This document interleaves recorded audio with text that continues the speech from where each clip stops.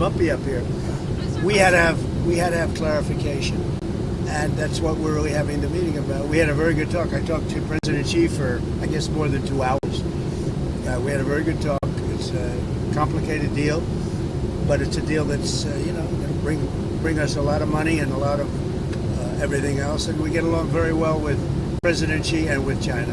On Mr. Musk's contracts, do you feel like the U.S. can survive without them? Obviously, you contribute a lot when it comes to defense and space, and that relationship has been important for quite some time.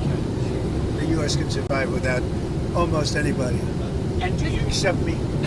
Did you have any concerns about his drug use when he was working for you?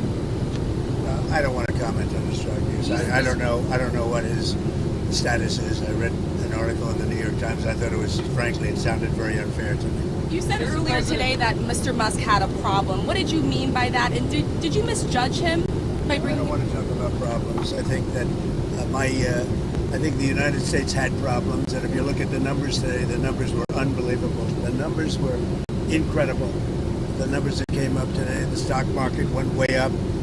The country's doing really well. Almost, I think, in a very short period of time, you're going to be saying doing better than it's ever done before. We have hundreds of plants coming in, a lot of jobs are being created. That's what happened this morning. You saw the jobs, and the nice part, they're not government jobs. They're jobs of people coming in and doing other things, including the leisure, hotel and leisures. Good stuff. A lot of good things are happening with our country. We're taking in billions of dollars of tariff money. The money is pouring in, and it hasn't even started yet, really, relatively. We're going to have a very successful country very soon, and the stock market is seeing that. We have, and I've been saying it, we have the hottest country anywhere in the world, the hottest country. And if you think about it, 6 months ago, we had the coldest country. We had a country that was a disaster, and we've done it very quickly. Okay, go ahead. Mr. President, on the One Big Beautiful Bill, so your critics, often your critics... I don't have too many critics, because, honestly, I don't know of anybody that's going to vote against it. Maybe Rand Paul or somebody, but, they always vote against it. But I actually think that over the last 24 hours, it's even solidified. We have tremendous support. So just the critics that want to talk about the bill, they often fail to mention that your tariffs are actually offsetting a lot, the debt in itself. Yeah. I believe the CBO said 2.8 trillion over the next 10 years. So what do you have to say to that? We have tremendous reviews, and CBO, who never gives good, basically it's a Democrat group, and we're getting tremendous reviews on the bill. We cut 1.6 trillion, not billion, trillion out of the budget, and yet we haven't affected anybody. We're going to save and totally cherish Social Security, Medicare, Medicaid. The Democrats are going to destroy it. They'll destroy it. We're going to save it and make it stronger than ever before. So Medicare, Medicaid, they just make statements. Oh, he's going to talk. We're not touching it other than waste, fraud, and abuse. That was my Mr. next President, question. On Russia, Ukraine, did the Ukraine drone strikes against the bombers inside Russia, the airfields, did that change your view at all of what Zelensky, the cards he has? Well, they gave Putin a reason to go in and bomb the hell out of him last night. That's the thing I didn't like about it. When I saw it, I said, here we go. Now it's going to be a strike. I did something that people don't talk about, and I don't talk about very much, but we solved a big problem, a nuclear problem, potentially, with India and with Pakistan. And I spoke to Pakistan, I spoke to India. They have really great leaders, but they were going at it, and they could have gone at it nuclear, both nuclear countries, strong nuclear countries. And I talked about trade, and I said, we're not doing trade if you guys are going to be throwing bombs at each other, and they both stopped. And I stopped that war immediately. That was going, as you know, much further. And hopefully not to nuclear, but it might have gone to nuclear. In fact, it might have gone to nuclear in the next round. But we stopped it. And I'd like to comment the leaders of both countries, Pakistan and India. Are you worried that there might be a nuclear breakout with Russia, Ukraine? Are you worried that could... I hope not. I think it's a war that would have never happened. If I were president, that wouldn't have happened. I certainly hope not. Mr. President, Senator Hawley said he had spoken with you about potentially removing cuts that were in the House passed bill to Medicaid that would hurt Trump voters in rural areas. What are your thoughts about that? We did speak about that. We're really talking about waste, fraud, and abuse. And Senator Hawley's a great senator. He's a good guy. And I did speak to him, and we want to make sure that doesn't hurt anybody, because it is about waste, fraud, and abuse. That's the only thing, and everybody wants that. On Russia, Ukraine, where are you at today with the Senate sanction bills? There's been some reporting that the White House is, Well, I know trying to the get bill. them I watered studied down. the bill. We're going to see. I mean, if I think Russia will not be making a deal or stopping the bloodshed, 5 and 6 even. I've been saying 5 and 6, and now it's more.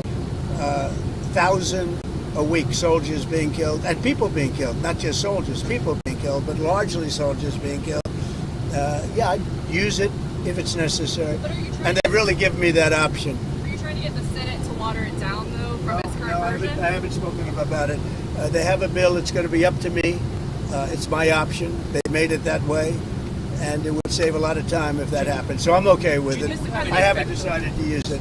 It's a very strong bill. Mr. President, you gave Elon Musk, when he left the White House, a key, symbolically, to the White House, to the administration at large. I think that's what would you like him to give that back? No, I don't take things back. No, What about the Tesla? I gave him a key. He tried very hard. But the Tesla, I haven't thought about it. His work then, as of this point, for the administration. How do you think his Doge did at the end of the day with the savings that? I think it helped us a lot. I think it helped our thinking, and it's not finished at all. We've basically taken it over, and we're doing a job. Many of those people remain with us, and they're going to remain with us. They're very good. It's terrific. We saved, hundreds of billions of dollars. It's terrific, and it's going further. I mean, I'd give you the answer actually at the end of 2 years, because a lot of it is out into the future. But it was a big saving and a good mindset. And what are you going to do about the Tesla? Are you going to keep it, or are you going to? I haven't thought about it. Do you have any plans to I contact? hope he does well with Tesla. Do you have any plans to speak with Mr. Musk? This was one of your closest advisors for No, I don't months. have any plans. Somebody made a mistake. A lot of reporters have been calling me. I didn't call any reporter. A lot of reporters, they asked me the same question. No, I don't. I'm not even thinking about that. There apparently were these efforts. This is what I read, to bring you and Elon back together. So those efforts where are they? No, there are efforts. I mean, I've been asked about it, but I'm not really interested in that. I'm really interested in the country and solving problems, including war problems in very far away lands. A lot of people being killed. When I left, we had no problem. We didn't have wars. We defeated ISIS 100%. Iran was broke. There was no Hamas problem. There was no Hezbollah problem. Israel wouldn't have happened, in other words. Russia, Ukraine wouldn't have happened. We had no inflation. And by the way, we have no inflation now. And if we had a good Fed chairman, you would lower rates. And you know what? If inflation happened in a year from now or 2 years, let them raise rates. But we're going out for long-term debt or short-term debt. We have a lot of debt coming due because Biden had all short-term debt, mostly. And we would get a lower rate and a lower interest rate if this guy would lower rates. We get a lower interest rate. It's unbelievable.